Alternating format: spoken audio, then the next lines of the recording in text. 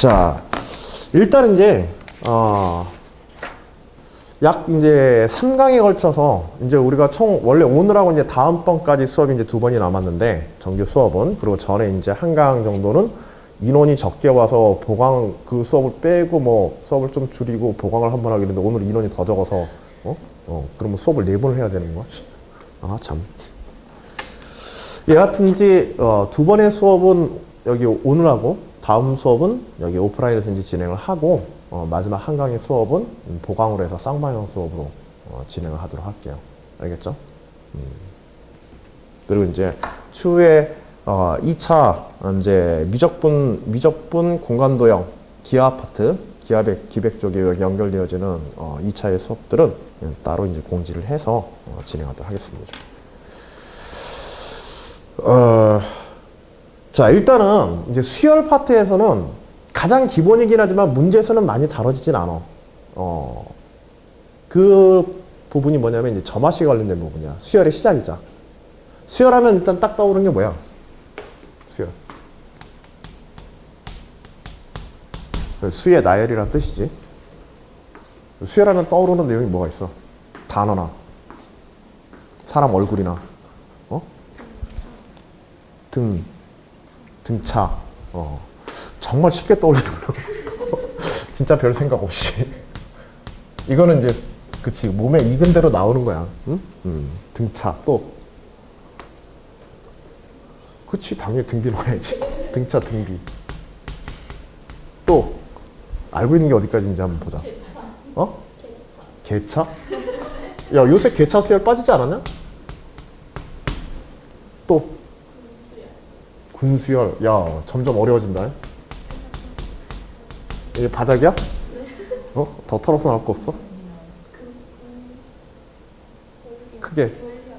원리합계. 이거 원리합계 문제는 이거 문과 학생들이 주로 많이 논술 문제에서 푸는데 수리 논술 내는 학교에서 문과 애들 또라이들 저거 못해가지고. 근데 그렇게 욕하고 나는데 자연계들도 못하더라고. 또 한번 쭉 털어보자. 뭐가 어디까지 있나. 오, 야.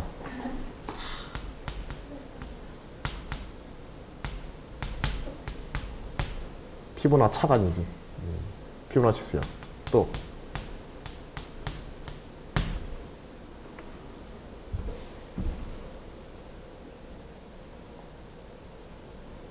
이건 이제 쭉 얘기한 거는 이제 수열의 종류와 그것에 활용해 가는 것들이지. 그치? 이것들이 다, 이걸 뭉뚱그려서 보게 되면 어차피 수학의 한 영역이고, 그쵸? 뭘 찾는 거야, 결국은? 초항과 수열의 각각의 값들 사이에 어떤 값들의 차지. 그 차가 항상 일정하다. 값들 사이의 비율이 일정하다. 값들 사이에 차의 차가 일정한 비율을 가진다. 일정한 값을 가진다. 그치? 그 다음에 묶음으로써 일정한 규칙을 가지고 전개되어진다. 이거는 이제 등비수열의 변형이고 또 수열의 합에 관한 내용이 포함하고 있고 피보나치 수열은 앞에 두 항 더해서 그 다음 항이 만들어지는 수학적 규칙을 가지고 만들어지는 거지. 결국 수열이라는 문제는 가장 중요한 건 수들이 나열된 어떤 규칙성을 찾아내는 거야. 그렇죠? 그리고 이런 규칙성을 이렇게 나열된 어떤 수열의 종류를 갖다가 원소날법이란 이런 것들로 하나하나 다 표현하기보다 어떤 하나의 특정 관계식으로 나타내는 방법을 우리 조건제시법이라고 하지. 집합으로 표현하면. 그치? 이런 수열들에 관한 특징들을 갖다가 가장 함축적으로 하나의 관계식으로 만들어 놓은 것, 이 규칙성들을 나열해 놓은 것을 정리해 놓은 것을 뭐라고요? 수열의 일반 항. 그치? 수열의 일반항을 보게 되면은 이런 등차, 등비, 개차, 군수열 이런 것들이 어떤 수학적 특징을 가지고 있는지 그걸 갖다가 하나의 관계식으로 만드는 거지. 결국은 우리가 다루는 수열의 문제라는 것도 다 뭘 다루는 거냐면 결국은 관계식을 다루는 문제가 되는 거야. 그치? 근데 사실 이 수열의 문제를 다룬 데서 일반항이 매우 중요하긴 하지만 그 수열 한 번을 눈으로 딱 보고서 일반항이 머릿속에 탁 떠오른다. 이러면 얼마나 좋겠어. 일반항을 보여줘도 잘 못 누르는 경우들이 있지. 그래 안 그래? 예를 들어 피보나치 수열 일반항 주면 이게 도대체 뭔 소리야? 응? 굉장히 간단하게 뭐 1, 1, 2, 3 이런 식으로 수열은 그냥 쭉 하고 나열되는데도 불구하고 이거 일반항으로 표시하면 그 일반항이 도대체 저거하고 무슨 관계가 있어? 저도 모르는 그런 상황도 벌어져.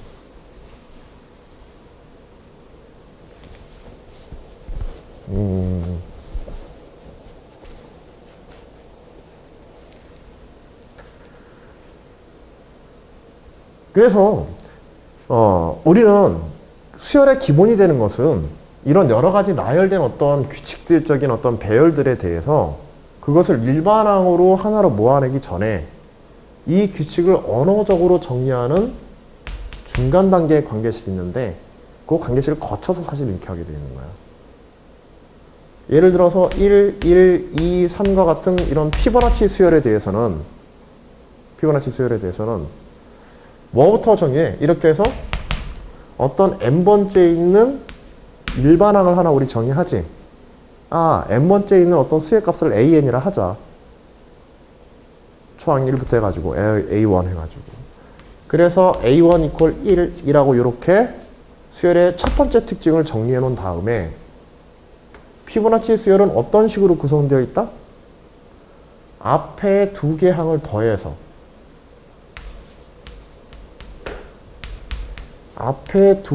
더해서 다음 항이 만들어지는 특징을 가지고 있다. 그치? 이걸 먼저 정리해내거든. 이거 역시도 뭘 나타내줘? 이 수열이 어떤 특징을 가지고 있는지를 나타내주지. 그치? 예를 들어서 여기서 쓰는 등차 수열 같은 거를 등차 수열도 이와 같은 형식으로 나타내면 등차 수열의 일반항식보다는 훨씬 간결하게 그 수열의 특징을 보다 더 쉽게 보여줄 수 있단 말이야. 수열의 배열의 특징을 가장 직접적으로 보여주는 거는 일반항, 이거는 일반적인 어떤 규칙에 관한 거고, 가장 직접적으로 보여지는 거는 수들이 쫙 나열되어 있고 그 바로 이웃하는 것들끼리의 관계를 보여주는 게 가장 기본적으로 보여주기 가장 쉬운 방법이야. 여기 교과상에서는 이러한 수열의 표현의 방법을 갖다 뭐라고 배워요? 점화식이라고도 하고 수열의 귀납적 정의라고 이렇게 배우죠. 그치? 사실은 그 개념이 논술에서는 가장 중요하고 기초가 되는 개념이에요. 수열에서. 그걸 가지고서 요게 무슨 규칙이 있구나를 먼저 알아내고 나중에 저걸 일반항으로 바꾸는 거는 단순한 수학적 기교예요. 정말로 단순한 수학적 기교야. 등차 수열은 어때? 등차 수열 an equal an-1 플러스 t. 복잡하게 일반항 쓸 필요 없이 점화식으로 이렇게 표현되거든. 그치? 앞항에다가 특정 값을 더하면 바로 뒤항이 된다. 상수 d를 더하면. 등비 수열은 an equal r에 a의 n-1. 그치? 개차 수열은 일단 이웃하는 두 항을 빼야지. 그치? a 플러스 2에서 a 플러스 1을 뺀 것이 a의 n 플러스 1에서 a의 n을 뺀 것에다가 특정 값을 더하거나 혹은 여기에 특정 값을 곱하여서 개차가 등비 수열을 이루는 경우. 그치? 개차가 등차 수열을 이루는 경우. 이런 식으로 표현되지? 사실 요거 알고 나면 요거 정리해서 넘기면은 a n 플러스 2 플러스 마이너스 2의 a의 n 플러스 1 플러스 an 이퀄 d라고 하는 개차식의 일반적 점화식을 얻어낼 수가 있단 말이에요. 이렇게 해서 표현해서 넘어가도 되고 등비수열에 대해서. 그리고 문제에서도 어떤 식으로 많이 주냐면 논술 문제에서는 일반항으로 주기보다는 저와 같은 점화식의 형태로 정말 문제를 기본적으로 점화식을 가지고서 뭔가 출발해서 일반항을 유도하고 그것에 극한 다르고 막 시그마 다르고 합 다르고 이런 식으로 문제를 유도하거든요. 문제의 조건을 읽고서 이런 것들을 점화식을 유도하는 게 가장 기본이에요. 알겠지? 수열은. 그리고 이런 걸 해석하는 연습들이 다양한 문제에서 이런 걸 점화식을 다루고 그걸 또 해석해서 일반어를 만드는 연습이 충분히 되었을 때 여러분들이 수학에서 조금 더 어려워지는 영역들, 나중에 미분이라든지 특히 적분 다룰 때, 알겠지? 응? 적분 다룰 때, 구무적법을 이용한 적분 등을 다룰 때 굉장히 유리해져요. 논술 시험에서뿐만 아니라 수학적인 기본 능력 자체가. 그게 여기서부터 출발하거든, 다.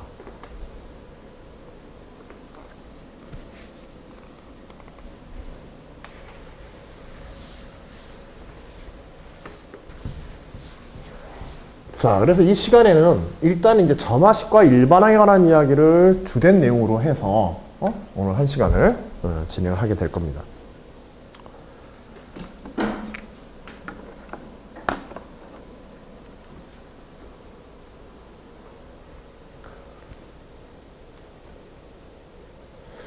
자, 기본적으로 이제 점화식의 작성에 대한 것만 우리가 추려서 생각을 해보게 되면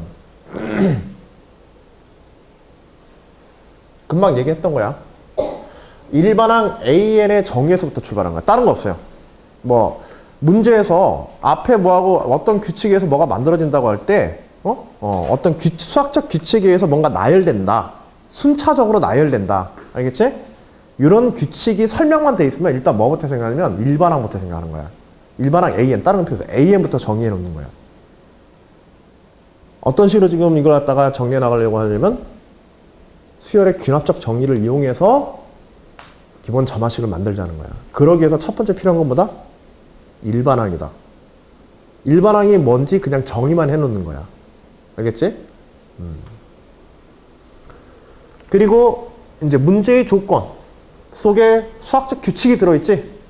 그 규칙에 따라서 n번째 항과 n 플러스 1번째 항, n 마이너스 1번째 항이 직접적으로 어떻게 연결되어 있는지 그걸 그냥 식으로 쓰는 겁니다.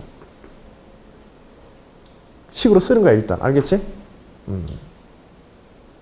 그리고 마지막에 뭐만 점검해 주면 돼? 그거 자체가 일종의 아직은 확실하진 않지만 어떤 가설이지, 가정이지, 그치? 이웃하나형들끼리의 상호관계를 문제의 조건으로서 지적서 쓰라는 거야. 그러면 뭐가 이때 만들어진 이 점화식의 수학적 근거는 뭐가 수학적 근거가 되는 거야? 바로 문제의 조건이 그냥 수학적 근거가 된 거야. 다른 근거도 필요 없어요. 알겠죠? 이러이런 조건 때문에 요런 관계가 성립한다. 앞에 두 개 더하니까 다음 거 되다. 그래서 피보나치 수열의 점화식은 이렇게 된다. 이렇게 주장하는 거거든. 반박할 여지도 없는 거야. 다만 주어진 예시라든지 이런 것에서 주어진 예시에서 예외적인 요소가 존재하는지 그런 것들은 잘 살펴서 해야 돼. 알겠지? 응?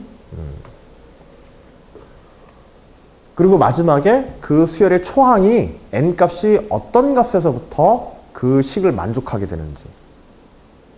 보통 수열의 점화식이 이웃하는 두 항에 의한 n과 n-1에 의한 점화식이라고 한다면 n항은 어디에서부터 출발해? n = 1에서부터 출발하거든? n = 1에서부터? 왜냐하면 첫 번째 항이 정의가 되면 초항만 딱 있으면 두 번째 항이 바로 나오니까 그 식에 의해서. 그치? 그래서 두 개 이웃 하나로 되어 있는 점화식은 그 점화식을 완성시키기 위해서 초항 하나만 써주면 돼, 같이. 답안에다가. 그런데 세 개의 이웃하는 항들에 관한 점화식이라고 한다면 세 개의 이웃하는 항에 관한 점화식. 이것에 의해서 어떤 하나의 특정 값이 정해지기 위해서는 마지막 항에 대한 값이 정해지기 위해서 앞에 두 항의 값을 알고 있어야 되지. 그러니까 이때는 출발점의 값을 우리가 어떤 걸 알고 있어야 돼? A1과 A2. 두 개를 문제에서 주거나 문제에 주어진 조건으로 내가 알아내서 같이 써줘야 돼. 자, 세 개의 이웃항에 관한 점화식은 초항을 몇 개 써준다? A1, A2 두 개를 갖다 항상 확인해줘라. 알겠지? 첫 번째 하나만 나와 있고 다른 하나 안 나왔다면 이거 문제 어딘가에 숨어 있는 거야. 그리고 그게 문제의 핵심이나 포인트가 될 가능성이 많아. 네 개 이웃하는 항이면은 세 개. 또 어떤 수열들은 이런 수열도 있어요. 홀수 번째 항은 홀수 번째 항끼리 수열적 규칙을 가지고 짝수 번째 항은 짝수 번째 항끼리만 수열적 규칙을 가지는 경우들이 있어. 그리고 이런 군수열, 앞에서 군수열이라고 했는데 각 군 내부의 수학적 특징하고 군 자체가 지닌 수학 특징이 다를 수도 있단 말이에요. 그치? 이럴 때는 점화식을 하나의 수열을 설명하는데 여러 개의 점화식이 들어가는 경우도 생겨요. 그걸 연립해서 n이 짝수일 때, n이 홀수일 때. 그치? 그럴 때는 이제 초항도 각 점화식마다 초항이 따로따로 나와야 돼. 점화식의 수만큼 뭘 만들어야 돼? 점화식의 수만큼 초항 점검을 꼭 해줘야 돼. 그리고 점화식의 이유타는 항이 몇 개씩 나열되어 있느냐에 초항이 각각의 점화식마다 몇 개씩 필요하느냐. 근데 요거는 우리가 경험적이거나 문제 조건에서 바로바로 써서 쓸 수 있는 경우가 거의 대부분이니까. 그치? 가령 이제 여러분들한테 이거 왜 자꾸, 요 얘기를 왜 좀 상세하게 하냐면, 여러분들이 이런 답안을 논술해서 답안을 작성하실 때 수열의 점화식이나 일반항 등을 쓰고 도대체 요게 n 값이 몇부터 몇 이상일 때라는 걸 쓰는 부분에 틀리는 경우가 생각보다 많이 나타나, 자주 나타나요. 이게 수능 문제 풀 때는 그런 경우가 별로 고민되는 경우가 별로 없거든. 그게 간섭하는 경우가 별로 없으니까 수능 문제에서는. 근데 논술 문제는 내가 그 조건을 써줘야 되잖아. 그치? 이게 도대체 n 이퀄 1에서 출발해서 써야 되나? n 이퀄 2에서부터라고 써야 되나? 에이, 모르겠으니까 슬쩍 빼면 모르겠지. 슬쩍 빼면 떨어지지, 그냥. 다 써야 되는 거야. 알겠지? 자, 이론은 매우 간단해요. 간단한 이론만큼이나 실제로 복잡한 수열처럼 보이는 것에서도 이 점화식을 이용해가지고 일반항을 구하고 혹은 점화식 자체를 만들려고 하는 것들은 그렇게 어려운 작업들이 아니다.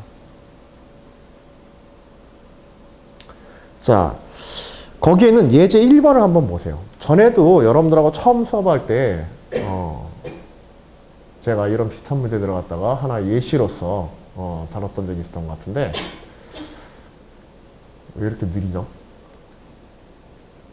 자, 가로와 세로가 각각 1인 직사각형을 A, 가로가 2, 세로가 1인 흰색 직사각형을 B, 가로가 2, 세로가 1인 검정색 직사각형을 C라고 하자.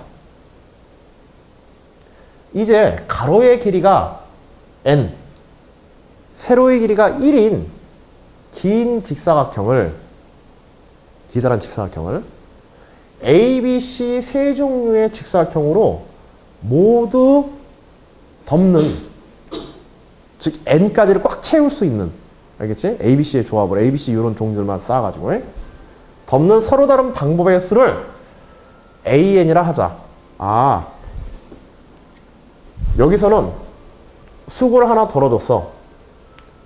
일반항을 어떻게 했어요? AN 일반항을 그냥 기호로서 정의를 그냥 내려줬어. 알겠지? 즉 폭이 1이고 길이가 n인 직사각형을 A, B, C 세 종류의 직사각형으로 덮는 모든 방법의 경우의 수, 가지의 수. 이거 나중에 여러분들 이런 거, 이 수열이 또 어디에도 이것 때문에 어디에도 연결되냐면 확률이란 이런 데도 연결되게 돼. 경우의 수 때문에. 알겠지? 자, 그래서 이러한 모든 방법의 경우의 수를 그냥 AN이라고 그냥 바로 정의해버리는 거야. 그리고 실제로 이걸로 나중에 일반항을 계산하게 되면은 경우의 수 값 자체가 나오게 되는 거고. 그 전에 점화식을 먼저 만들자. 자, 그리고 친절하게 조금 더 이거는 문제를 쉽게 낸 거야. 몇 개의 이유타는 항에 관한 식으로 표현해라. 몇 개의 이유타는 항? AN, AN-를 AN-. 세 개의 이유타는 항에 관한 식으로 표현해봐라. 단, n은 3 이상의 자연수이다. 이거 n을 3 이상으로 쓴 이유는 여기가 지금 a의 n-2부터 출발했기 때문에 2까지 들어있기 때문에 그래. 알겠지? 수열은 a1부터 시작하니까. 근데 필요하면 여러분들이 문제에서 a0를 정의해서 쓸 수도 있어요. 알겠죠?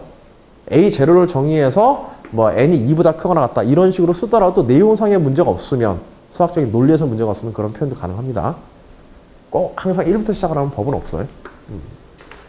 여하튼 이렇게 요 문제는 이제 문제 조건이라든지 기호 정의들은 조금 친절하게 해서 여러분들에게 이제 점화식을 처음 다룰 때 기본적인 정의부터 이렇게 가르쳐주고 했지만, 다른 문제에서는 여러분들이 스스로 이런 정의부터 쓰고 n에 관한 조건이나 이런 것들을 쓰고 찾아내고 그 다음 정리한 후에 그 다음에 문제에 들어가요. 자, 이것의 개수를 우리 어떻게 알아낼 수 있을까 이거? AN과 AN-, AN- 사이 관계.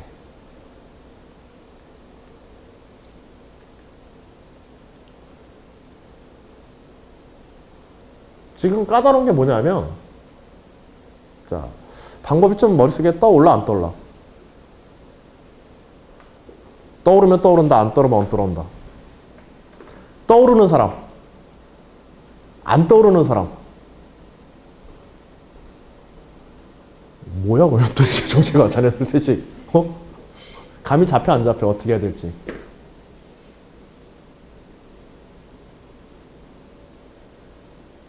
안 잡히는 사람, 잡히는 사람. 도대체 뭐지? 이 희한한 표현력은 뭐야? 자, 지금 어느 부분이 어려운 거야? 저기는 두 번째야, 두 번째. 문제의 조건으로부터 A항을 구성하는 이전 항들의 단계들을 조사해라. 여기서는 AN과 AN-AN-2. 그런데 우리가 왜 AN을 정의했는지 그걸 잘 생각을 해야 돼. 그거 이용하려고 한 거야. 이거는 말로는 쉽지만 실제로 문제에서는 지금처럼 막막해요. 말로는 이게 쉽단 말이야. 그치? 논리적인 구조는 뻔하지 저거는. 그치? 저렇게 하면 돼 그냥. 근데 실제 문제에서는 이게 잘 안 된단 말이야. 그러니까 읽는 거는 잘 되는데 푸는 건 안 되는 거지. 근데 이 부분이 그래요. 그게 문제인 거야. 실제로 논술 문제에서는 문제 조건이 상당히 까다롭게 나타나거든. 지금처럼. 여러분들이 확률 문제에서 제일 곤란해하는 문제가 사실 확률의 계산이라는 이런 부분이 아니라 확률에서 가장 골치 아픈 게 뭐냐면 경우의 수가 제일 골치 아파. 그래 안 그래? 그치? 뭐 그냥 만만하게 뭐 주사위 굴리는 이런 문제 그냥 단순히 안 내잖아. 그치? 이것도 내용은 쉽단 말이야. 경우의 수 얼마나 쉬워 정의는. 응? 나타날 수 있는 모든 사건의 수 그게 그냥 경우의 수거든. 그러면 되지. 그리고 전체 사건의 수에서 나타날 수 있는 사건의 수의 비율 구하면 확률 되잖아. 그치?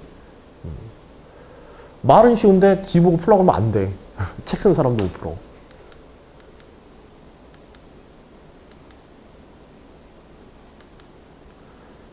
자, 그래서 여기서 이제 필요한 게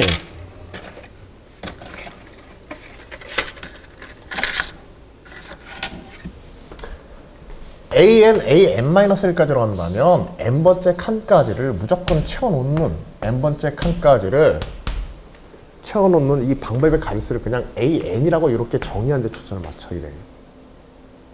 그러면 AN-1을 어디까지 채우는 거야? 그냥 이웃하는 것만 조사하는 거야. 알겠죠?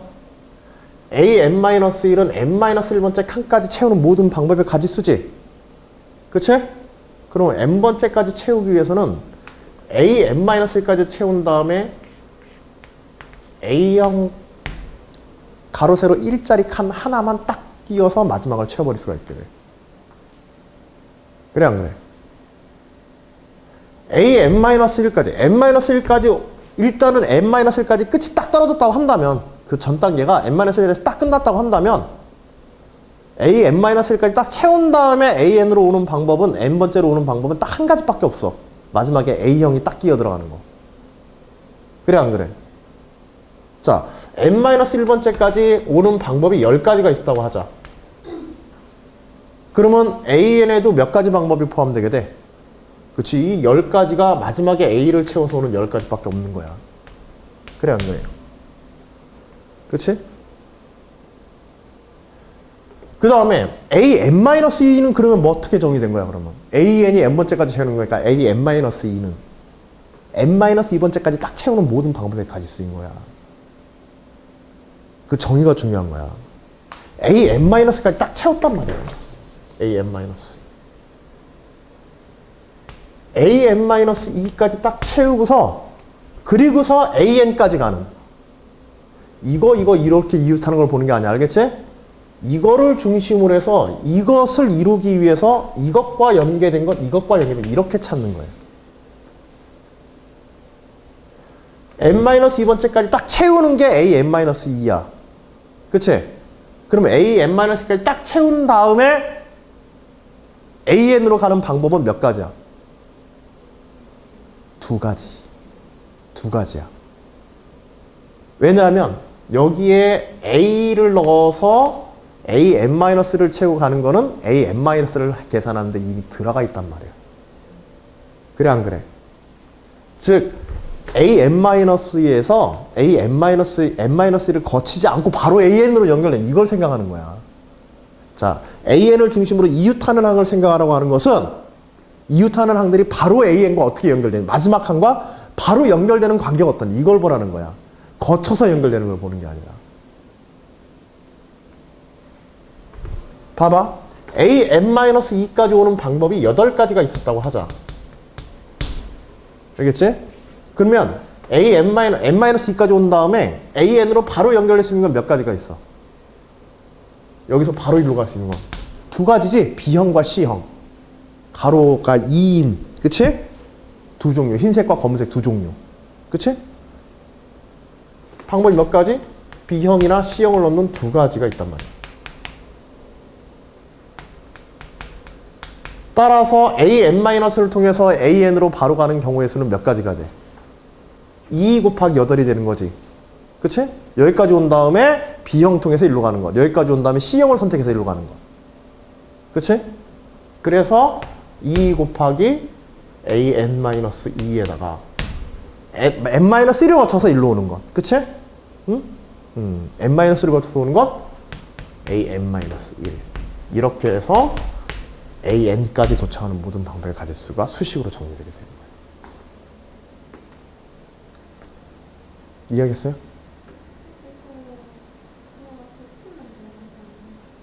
어디를?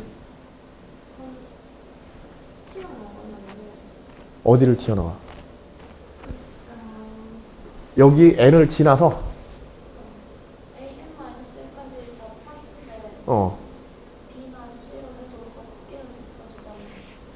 그치. 근데 여기서 an의 정의를 봐봐. an의 정의. an의 정의가 어떻게 돼 있어? n까지 꽉 채울 수 있는 방법의 가짓수를, 거기서 떨어지는 방법의 가짓수를 정의하고 있는 거야.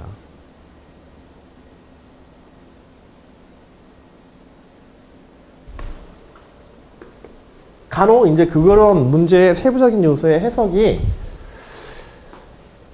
상세하게 서술하지 못함으로 약간 애매한 경우들이 실제로 있어요. 응? 지금 물어보는 것처럼. 응? 아, 이런 경우도 있지 않겠는가. 이렇게 덮어서 지나도 그것도 어차피 n 지나는 거니까. 그치?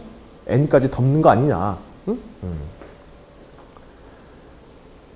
그런데 문제의 조건이 이미 가로, 세로, 이렇게 가로의 길이가 n, 세로의 길이가 1인 직사각형 하나만을 놓고, 알겠지?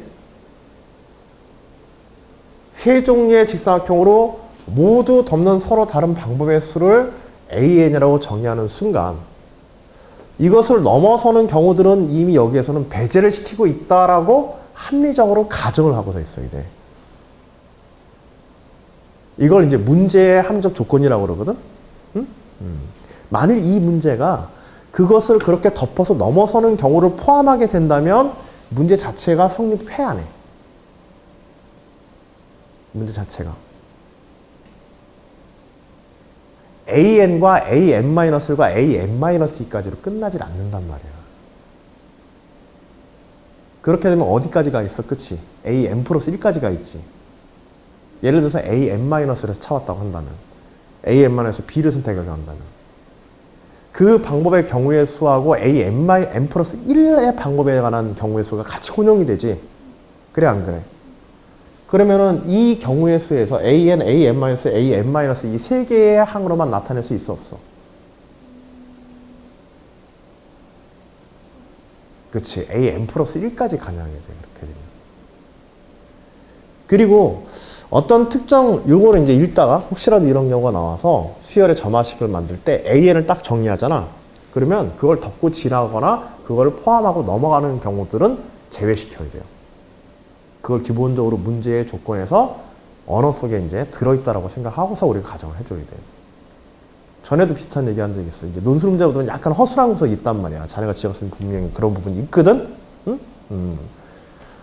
근데 이제 그런 것들이 문제 자체가 지금 어떤 함작 가정이라고 하는 것들이 있어서, 여기서 an, n번째까지 찬다 그랬을 때 그것을 넘쳐나는, 만일 이렇게 했을 때 막대의 길이가, 그러면은 예를 들어서 우리가 무수한 개수의 막대기가 있다고 하자.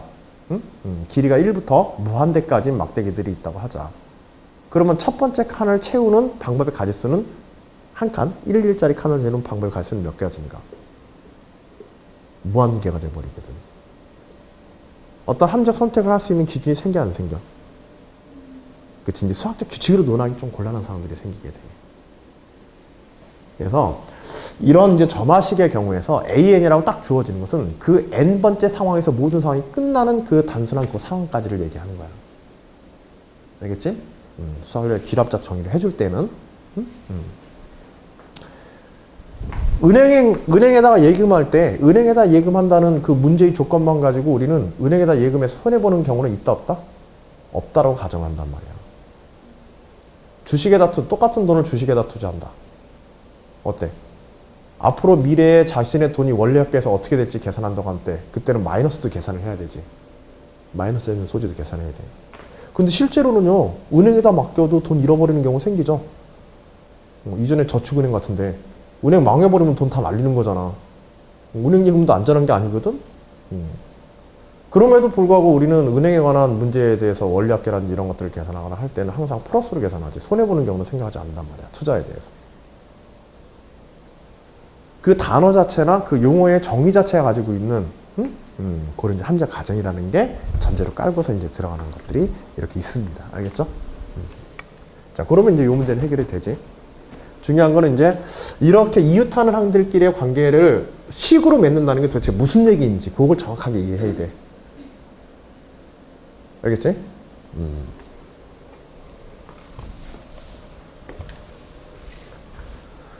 그리고 이렇게 점화식이 나오고 나면 an 플러스 1 이퀄 an 이퀄 2의 an-1 플러스 an-1 2의 an-2 플러스 an-1이었지.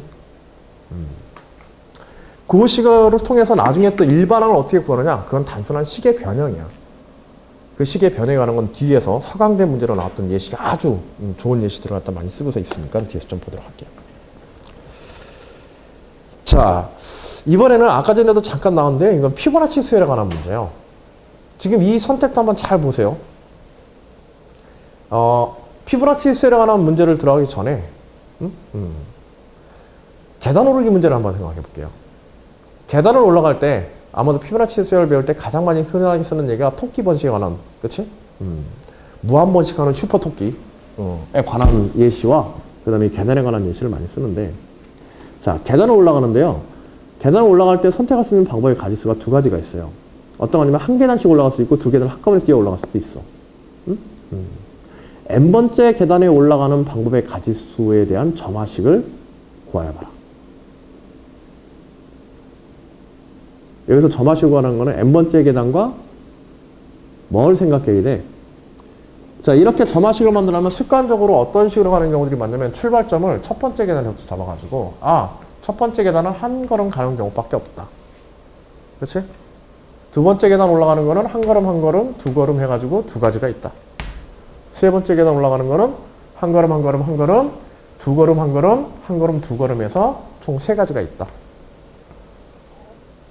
그리고 몇 개 조사해 보니까는 앞에 거 두 개 더 해서 다음 거 되네.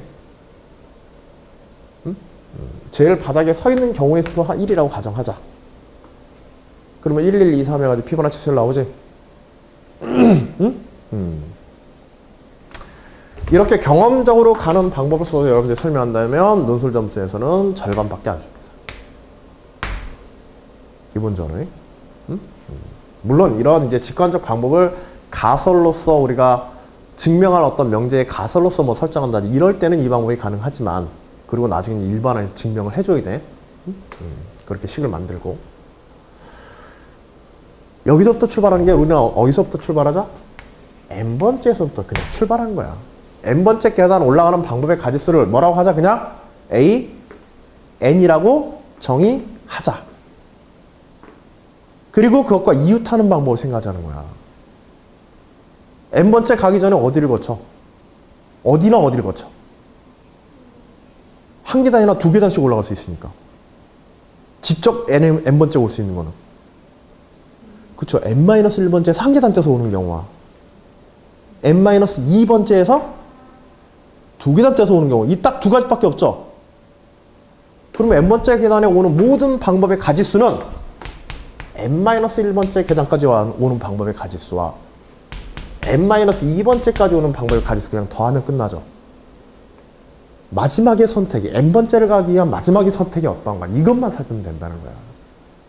앞에서 한 것도 그거야. n번째 칸을 채우는데 마지막 선택은 n-에서 a 선택하거나 n-에서 b나 c를 선택하는 거 딱 요 세 가지가 있으니까. 그치? 그래서 n-2는 두 가지로 오게 되니까 곱하기 2 해준 거고 n-는 하나, a형 하나밖에 마지막 선택이 없으니까는 곱하기 1 해가지고 그냥 그렇게 해서 식 나온 거야. 어때? 점화식 만드는 거 정말 간단하지? 이렇게 정의부터 정의와 이웃하는 것 마지막 선택의 종류가 무엇인가 확률에서 어려운 경우에서 문제는 결국은 선택의 가지수가 많아지게 되면 복잡해져. 알겠지? 근데 그 많은 선택의 가지수를 복잡하지 않게 정리하는 방법은 뭐다? 마지막에 우리가 원하는 곳에 도착할 수 있는 그 전 단계가 어디에서 끝나서 올 수 있는가 이 종류만 따져보면 되는 거야. 직접 그 번째 우리가 원하는 곳에 갈 수 있는 거. 점화식을 만드는데 가장 중요한 게 그 부분이 별거 아닌 요령이지만 그 부분을 제대로 이해하는 못하는 데 따라서 문제 풀고 이해하는 것도 전혀 달라요. 뭔지 알겠지? 자, 봐봐. 예제 2번 보세요.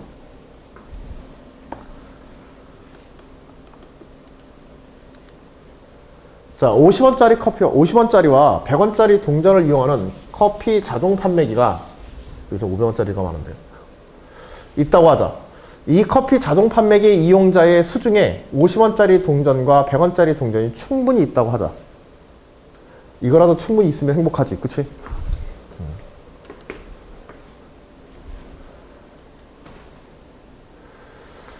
첫 번째 문제. 200원짜리 보통 커피를 마시기 위해 동전을 투입하는 방법은 50원, 50원, 50원, 50원. 50원, 50원, 100원. 50원, 100원, 50원. 100원, 50원, 50원. 100원, 100원. 네, 5가지가 있다. 그렇다면 500원짜리 고급 커피를 먹기 위해 500원을 자판기에 투입하는 방법은 모두 몇 가지인가? 500원짜리 고급 커피를 먹기 위해서 500원을 자판기에 투입하는 모든 방법의 경우에서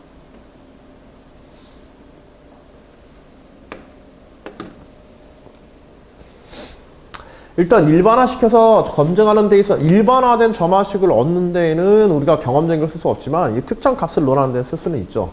그치?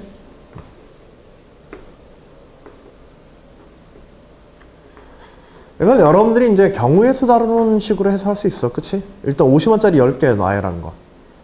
그 다음에 100원짜리 하나, 50원짜리 8개. 그치?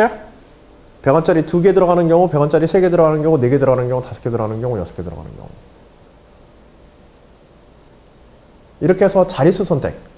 100원짜리가 몇 개의 자리를 선택할 수 있는가? 그치? 그것만 우리 찾아내면 되지. 예를 들어서 100원짜리를 2개 사용하는 경우는 전체 자릿수가 몇 개가 생겨? 8가지가 생기죠? 그치? 8가지 생긴다. 8개 중에서 몇 개 뽑아낸 거? 2개를 순서 없이 끄집어내는 조합의 수.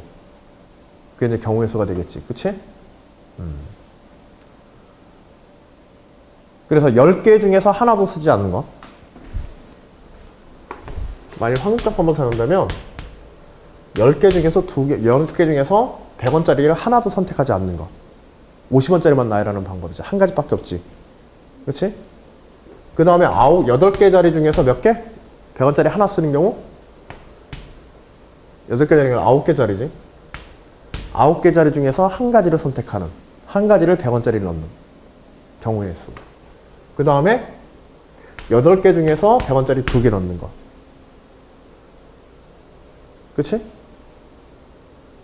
맞나? 맞지? 근데 뭐가 이상하다? 100원짜리 하나 들어가면은 50원짜리 8개. 맞죠? 그 다음에 100원짜리가 3개 들어가면 그래서 7개 중에서 100원짜리 3개 선택하는 거. 그치? 이런 식으로 해서 요것에 대한 시그마 계산하면 되거든. 이것을 변화해야 돼요. 5개 중에서 5개를 다 100원짜리.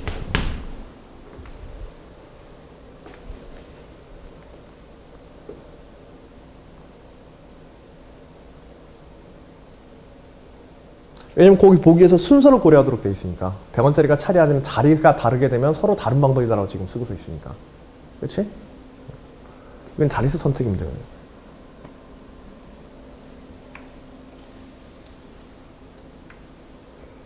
자, 근데 이렇게 풀어가는 방법이 있는가 하면 그 다음 논제 2번을 한번 보세요.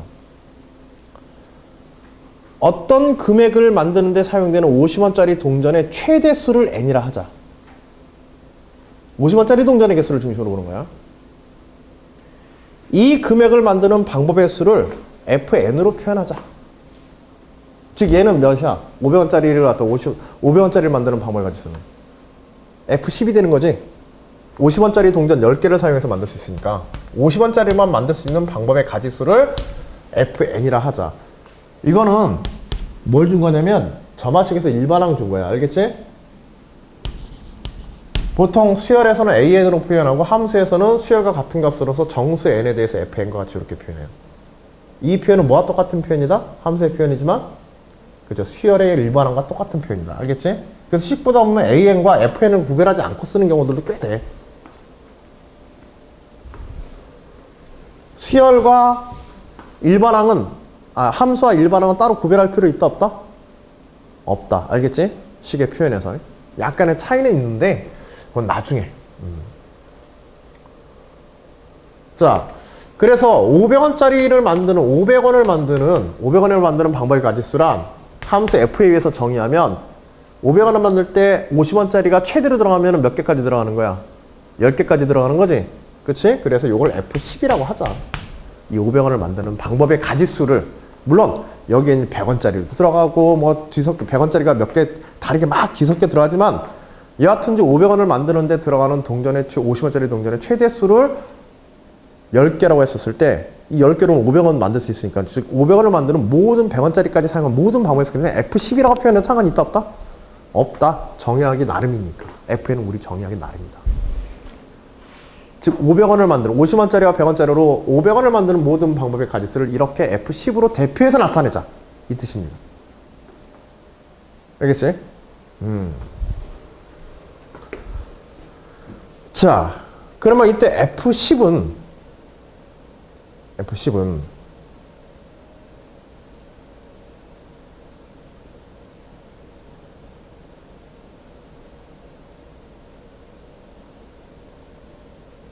여기서는 이제 간단한 예로 F4. 자, F4는 동전 50원짜리를 4개 사용했다는 얘기지. 50원짜리만 쓸 때는. 그치? 그러니까 200원이죠? 그럼 200원을 만드는 방법의 가지수는 앞에 논제 1에서 얼마가 나왔어? 몇 개? 5가지가 나왔지? 그치? 그래서 F4는 예를 들어서 F4는 뭐다? 5이다. 경우의 수로. 이런 식으로 나타내자는 거야. 즉 200원을 만드는 모든 방법의 가지수 F4는 5다.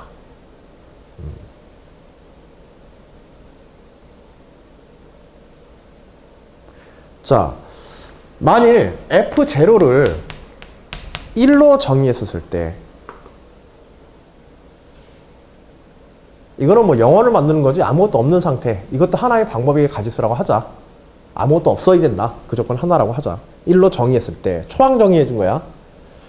fn 플러스 2와 fn 플러스 1, fn 사이의 관계식을 구하시오.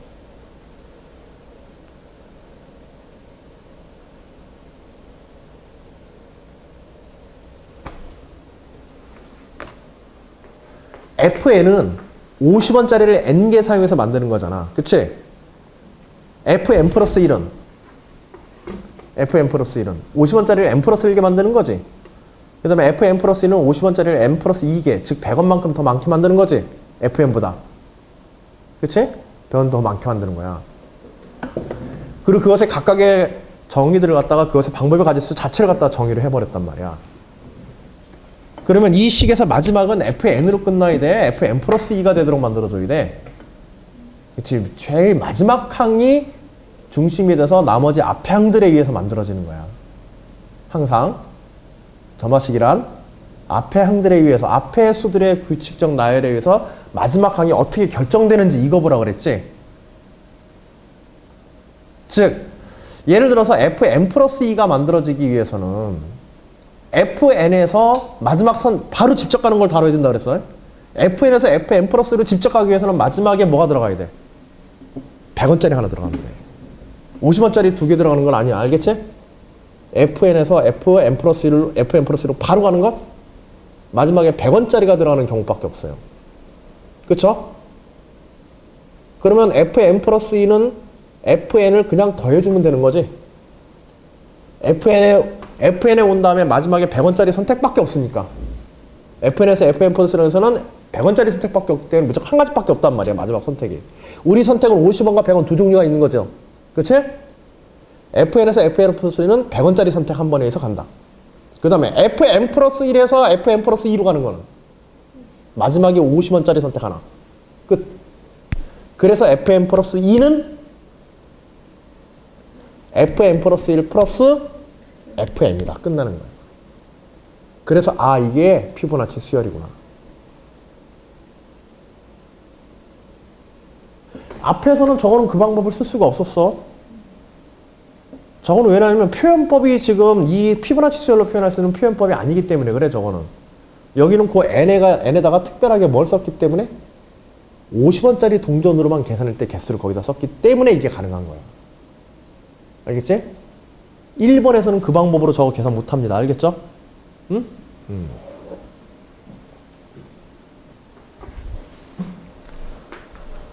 자, 나머지는 이제 뒤에 문제들은 피보나치 수열의 성질에 관한 문제고 논제 4번은 피보나치 수열의 일반항을 유도하는 방법에 관한 거야. 결국은 논제 2에서 피보나치 수열이라는 게 나왔으니까 F에는. 알겠지? 자, 피보나치 수열의 일반항 유도하는 거는 뒤에서 따로 아예 나와 있고요. 논제 3번의 경우에서도 논제 3번은 지금 풀어버립시다. 피보나치 수열의 가장 중요한 특징 중에 하나야. 아직도 피보나치 수열에 관해서 피보나치 수열만 놓고 연구하는 수학자도 있어요. 아직도. 한시간 보이긴 해도. 응? 그런데 그만큼 이 피보나치 수열이라는 게 건들면 건들수록 중요한 산술적, 기하학적 특징을 가진 요소들이 워낙 많아서 여러분들 피보나치 수열하면 가장 먼저 떠오르는 것 중에 하나가 아마 앵무족의 나선이라든지 황금비라든지 이런 얘기들 많이 떠오를 거야. 그치? 응? 그거는 이제 기하학에서 이 피보나치 수열을 연구한 방식이거든. 자, 봐봐. 이거는 리미트 뭘 하라는 거냐면 리미트 fn 플러스 1분의 fn분의 f의 n 플러스 1 요게 존재한다고 가정하자. 이 수량값이 존재한다 가정하자. 그렇게 돼 있는 거야. 값이 존재할 때라고 했으니까. 그걸 알파라고 그냥 해봅시다. 알겠지? 이건 존재함을 가정하고 출발하는 거야. 응? 이게 존재함을 증명하는 건 또 다른 문제야. 알겠죠? 자, 그러면 피보나치 수열 아까 전에 주어진 거 fn 플러스 2 이퀄 fn 플러스 1 플러스 fn 이렇게 돼 있었죠? 전체를 fn 플러스 1로 나눠버립시다. 이 식의 형태가 되도록 만들어주는 거 알겠지? 각 항들이. 기술적인 거야, 이거. 이런 것들이 이제 일반항 구하거나 이런 극항 구하는 것도 이제 식변형 문제들이야, 다. 마지막 4번 문제도. 오히려 중요한 건 논제 2번이 제대로 나와야 이런 걸 뒤에 걸 할 수가 있는 거예요. 점화식이 제대로 출발이 돼야. 이거 계산하고 양변에 전체 리미트 붙이면 어떻게 되게 돼?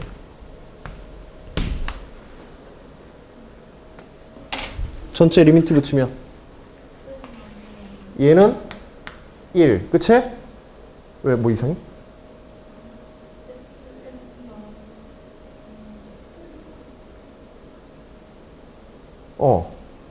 fn 플러스 1로 전체를 다 똑같이 나누는 거라고, 점화식을.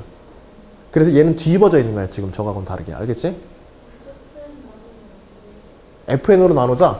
그럼 뭐가 문제가 되냐면 fn분의 fn 플러스 2 좌변에서 요게 나오거든.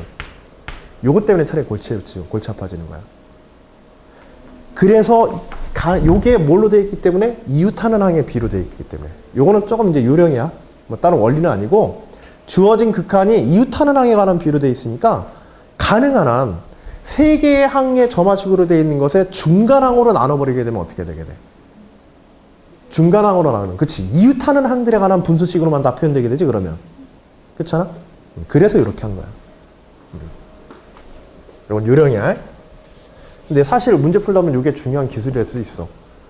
뒤에서도 아마 요거 잘 기억해두면 나중에 적분 문제 풀 때 부분 적분을 수열하라는 문제가 있는데 그런 문제 풀 때 유용하게 써먹을 수 있어. 이런 기술도. 여하튼 이렇게 한 건 이해되겠죠? 자, 어떤 수열, 자, 이거를 수열 BN이라고 하자. 이걸 수열 BN이라고 하자. 이렇게 된 비율 자체의 수열을, 알겠지? 그것의 극한이 1로 수렴하고 있어요. 그러면 그것의 이웃하는 항에 대한 극한, B의 n 플러스 1에 대한 극한도 뭐가 되게 돼? 즉, F의 n 플러스 1분의 F의 n 플러스 2. Bn의 극한이 수렴하면 그것의 이웃하는 항의 극한도 뭐다? 같은 값으로 수렴하지? 이게 수열 수렴의 특징이지? 그치? 어떤 수열이 수렴하면, 어떤 수열의 n번째 항이 수렴하게 되면 n 플러스 1, n 마이너스 1번째 항에 대한 극한 역시도 다 같은 값으로 수렴한다. 수렴하는 수열은 극한에서의 의미는 있다, 없다? 그렇죠. 홀짝성의 차이가 있기 전에는, 그 수열자가 홀짝성의 차이가 있기 전에는, 알겠지? 그래서 이거 역시도 Fn 플러스 1분의 Fn 플러스 2 역시 알파로 수렴하겠지?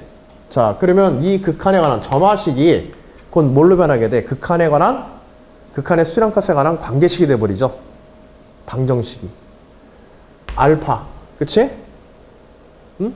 이퀄 1 플러스, 요거는 역수로 뒤집어져 있으니까 알파분의 1이죠. 됐어요? 여기까지 이해됐어요? 알파 이퀄 1 플러스 알파분의 1. 자, 피보나치 수열에서 가장 많이 나오는 방정식이에요. 피보나치 수열 연구하다 보면. 요 방정식. 자, 알파 구하면 되지. 물론 이때 알파는 양인 조건이 있어야겠지. 경우의 수의 비기 때문에. 그치? 알파는 양이다.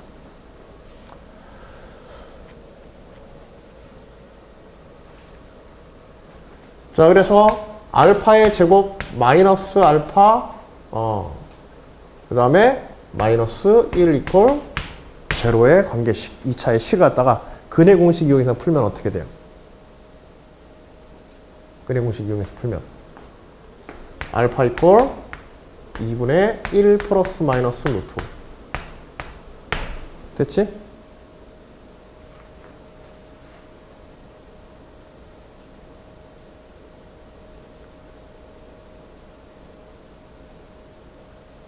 자, 알파는 양수여야 되니까 알파는 양수의 조건에 의해서 결국 알파는 얼마다? 2분의 1 플러스 루트 5. 이렇게 나오게 됩니다. 피보나치 수열의 이웃하는 두 항의 극한. B의 극한. 그리고 봐봐. 루트 5가 대략 무리수로 소수로 전환하게 되면 대략 어느 정도 나오나요? 2.1 몇 이렇게 나오지? 그치? 루트 4보다 크니까. 그래서 합치면은 3점 몇이 나와요. 그걸 2로 나누면은 1.6 얼마가 나옵니다. 1.618 해가지고 우리가 알고 있는 뭐가 나오냐면 이게 황금비야. 이 값 자체가. 이 무리수 값이 황금비야. 알겠지? 2분의 1 플러스 루트 5. 피보나치 수열의 곳곳에서 이런 황금비들이 튀어나와. 피보나치 수열의 이웃하는 두 항의 극한은 뭐다? 극한 B의 극한은? B의 극한은 황금비다.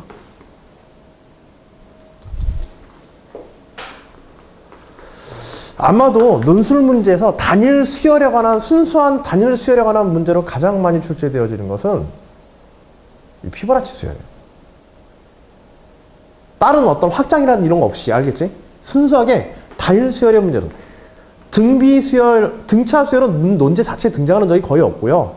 논술 문제 정도 수준에서는 등차 수열에 등장하는 경우 거의 없고, 등비 수열 같은 경우에도 등비 수열 단독으로 출제되는 것보다 다른 문제에 섞여서 그냥 나오는, 계산 문제로 나올 때 이제 등비 수열이 등장하지, 등비 수열 자체의 속성만 가지고 문제가 되는 경우도 없어요. 알겠죠? 근데 단일한 수열로 그 자체로서 문제가 가장, 그 성질 자체를 논하는 문제로 가장 많이 등장하는 거는 여기에 있는 이런 피보나치 수열입니다. 물론 이제 수열의 일반화한 이제 표현에 관해서는 또 다른 문제들이 있지만은, 점화식의 또 다른 형태들에서는 다양하게 있을 수 있지만은, 특정 수열을 놓고 다루는 데 있어서는 피보나치 수열이 가장 많이 등장해요. 이거 외에도 우리 지난번에도 한번 피보나치 수열에 관한 성질 하나 점검한 게 있었죠? 기억나? 안 나지? 응?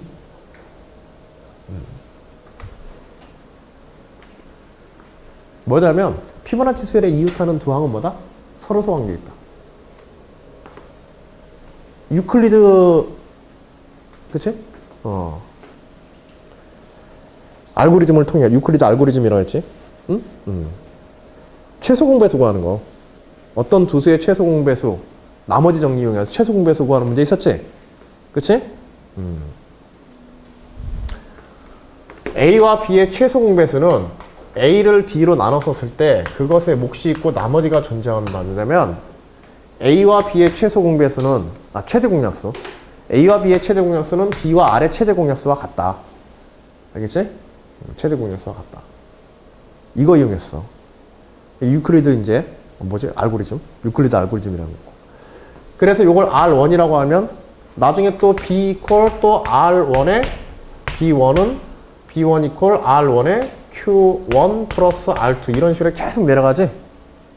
그래서 마지막에 이제 나머지가 없어지는 순간, 나머지가 없이 Bn 이퀄 Rn의 Qn으로 딱 끝나는 순간, 이때 요 Rn이 뭐다? 마지막에 나머지 없이 딱 끝난 요 순간에 Rn이, 그쵸, A와 B R1부터 Rn까지의 최대 공약수이다. 좀 기억해놔. 응? 한번 이제 중요한 거는 이런 소재를 알고 있는 것도 중요해. 이걸 완전히 문제를 푸는 걸 모른다 하더라도 이런 소재의 것이 있었구나. 이런 수학적 규칙을 다루는 문제를 내가 알고 있구나. 첫 번째는 자신감이 생기고 두 번째는 문제 읽는 속도가 달라.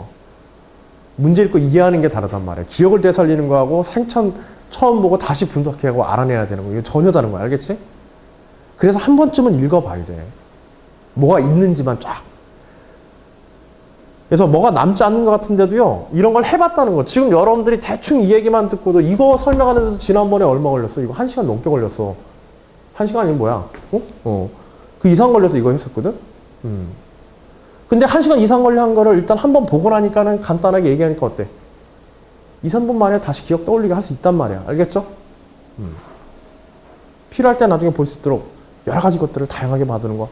경험만 일단 쭉 쌓아놓은 것도 굉장히 중요한 거 알겠지? 1시간 동안 해서 1시간 가까이 설명해서 이해하려고 했던 것 같다가 10분 만에 어떤 형식적인 요소만이라도 뽑아낼 수 있으니까 바로. 이게 이런 특징 가지고 있었지. 여러분들한테는 논술 문제는 뭐가 나오기 때문에? 제시문이 나오니까. 제시문이. 설명이 나오니까. 논술 문제니까 그게 가능한 거란 말이야. 봤다는 경험이 얼마나 중요한지. 그 제시문을 처음부터 다 읽고 이해해야 되느냐? 전혀 달라. 알겠지? 이걸 풀고 안 풀고의 계산의 문제가 아니라 이것을 계산해서 풀고 완전하게 이해하는 데 시간을 갖다가 절반 이해하러 다쳐 죽겠는 거예요. 절반이 뭐야? 몇 배 차이가 나. 자, 이게 뭐였냐면 이거 마지막이 피보나치 수열의 이웃하는 두 항이 서로라는 걸 증명하는 거에 있어서 이거 흥분하다 보면 자꾸 딴 데로 생각하는 자, A의 M 플러스 2 이퀄 A의 M 플러스 1 플러스 AN이죠? 피보나치 수열의 점화식. 그치? 이렇게 돼 있으면 이걸 쭉 밑으로 내려면 결국 뭐가 되게 돼? A의 M 플러스 AN이에요. A의 3 이퀄 A의 2 플러스 A1 이렇게 되죠? 그래 안 그래? 그리고 마지막에 피보나치 수열의 맨 끝은 뭐야? A의 2 이퀄 A의 1이에요. 1로. 둘이 1로 같아. 1, 2 이렇게 돼 있잖아. 그래 안 그래? 그럼 결국 이거 그대로 따라간 거지? 봐봐. 여기에 곱하기 1 나머지야. 알겠어요?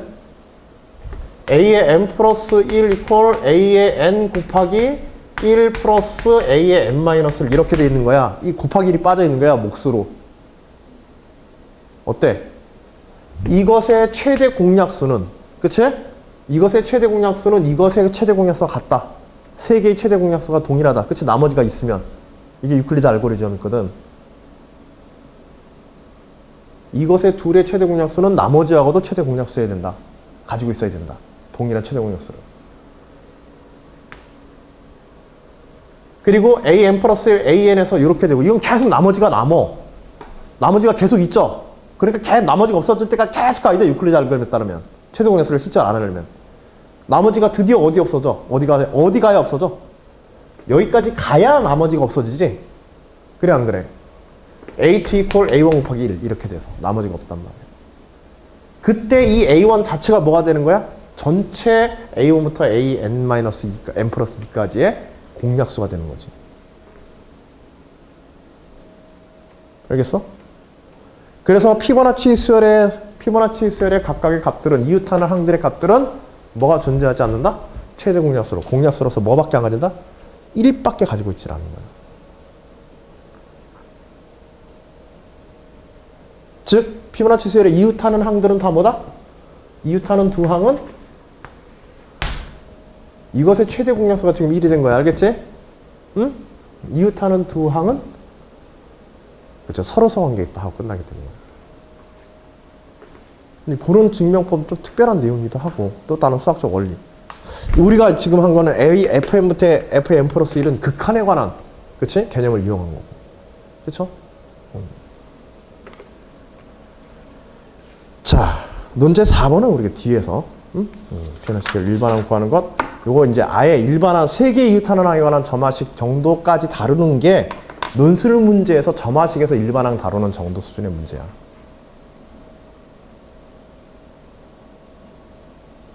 그냥 뭐 두 이웃하는 항에 관한 어떤 조건식에서 일반항 뽑아내고 이거는 그 논술 문제에서는 거의 다루질 않습니다. 이제 그 정도는 돼야 이제 그 정도 문제 가지고 대학 합당락을 가를 정도 수준의 문제이다 이렇게 보는 거고 수능 문제에서 적어도 이제 상급 정도의 문제 수준을 끌어올리기 위해서 그런 소재밖에 안 써 논술 문제가. 예, 조금 어렵기는 하지만 미안스럽게 어렵기는 하지만은 그 부분은 여러분들이 그거 어떻게 하는지만 제대로 알면은 아마도 수능 문제 최상급 난이도 수열 문제 점화식 문제도 다루는데 무리가 없을 거야. 알겠지? 자, 그거는 이제 섹션 2에서 다루게 될 겁니다. 자, 잠시 쉬었다가 거기 섹션 2에 들어가기 전에 예제 3번 있죠.